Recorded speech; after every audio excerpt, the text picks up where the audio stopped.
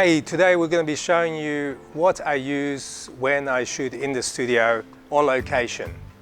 And I usually always take with me a backup camera on location, just in case something does go wrong.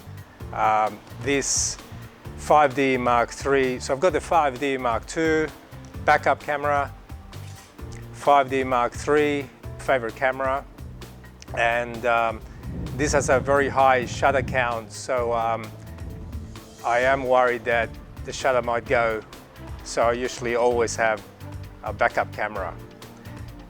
One of my favorite lenses is a 70 to 200mm f4 L series lens, and I use this quite a lot, as you can see on the screen. It is super sharp and takes amazing shots. And also compresses the field and brings the background in close to the subject. Also get a nice blurry effect where you can single out the subject from backgrounds which are too busy. I've got the 24 to 70 L series Mark II 2.8 lens, amazing lens, highly recommended, super sharp. You won't need any prime lenses if you buy these. They're an amazing lens. And you can see all the shots I've done with that on the screen. It is so versatile. I probably use that the most. I've got macro lens for extreme close-ups, so I don't need to have extension tubes. But this is not an L series lens, but it's super sharp. So it's an EF lens, 100mm 2.8 macro.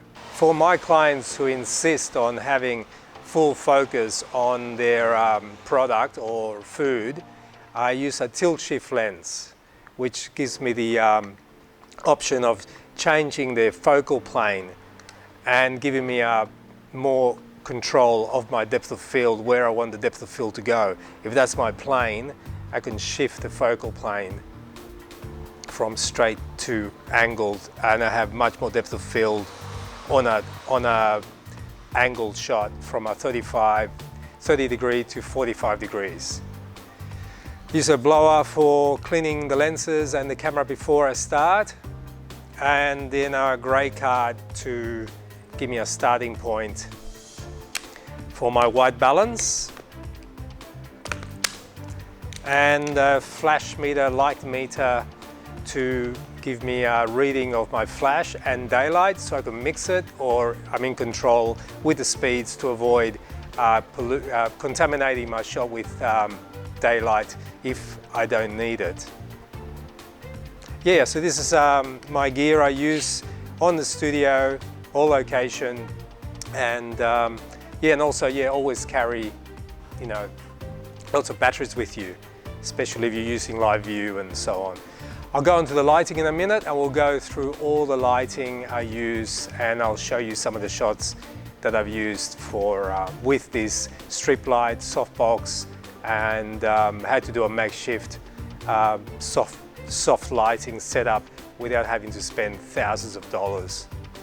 Well, in the studio I'm lucky enough to have one of these tripods, which allows me to rack it up higher and lower and shoot right over the top, so the table's actually underneath, and I can go over the top by adjusting the all the controls on this on the tripod arm, and the tripod arm allows me then to shoot stuff on the floor right over the top, and I can be right away and from the legs of the tripod. So it's quite handy. If you haven't got one of these, you can use just a normal tripod, and you can buy an extension arm for the top of the tripod, and that as you can see on the screen, there are extensions, and that will allow you to shoot over the top quite easily, and it will probably only cost you $100, $150. I've seen them on eBay for even cheaper,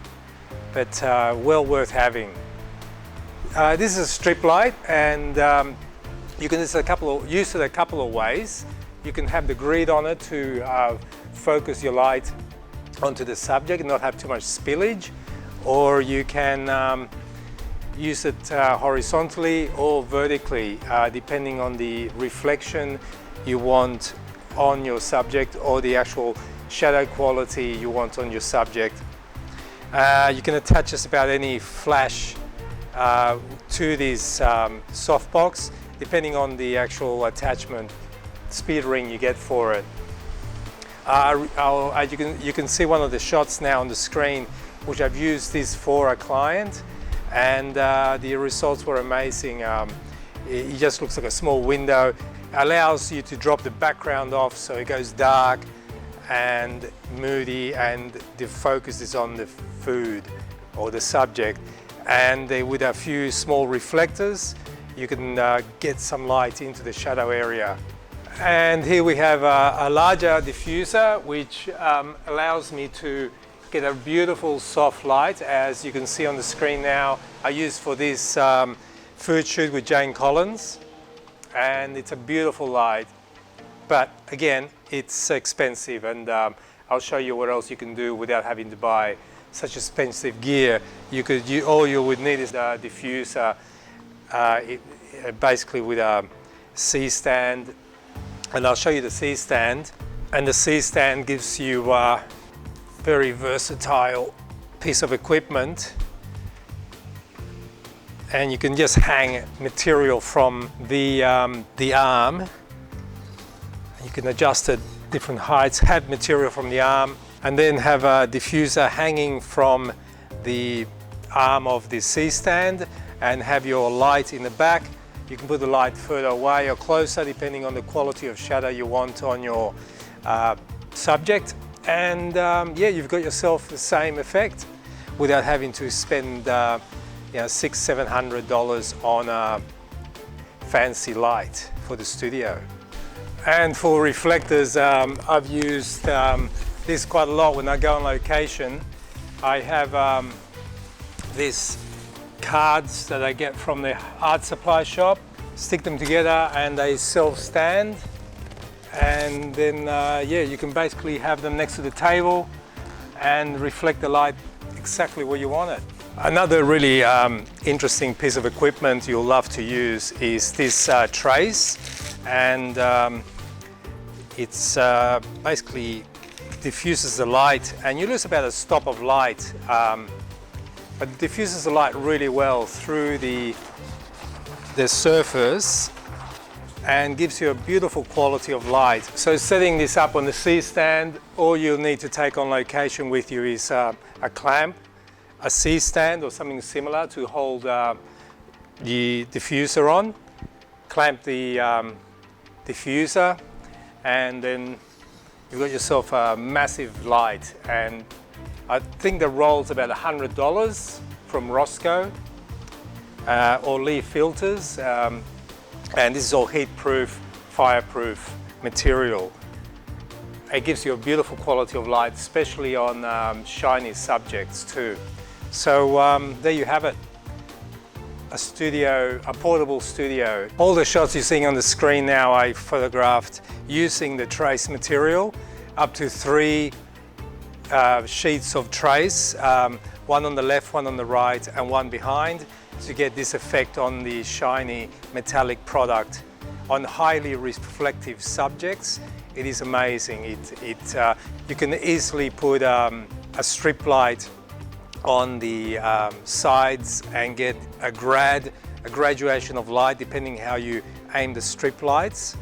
You can play around, and experimenting is great fun with this trace. But for food photography, it works a treat. It always works well. All the shots you're seeing on the screen now were shot with the trace, giving you that beautiful daylight quality, soft side light.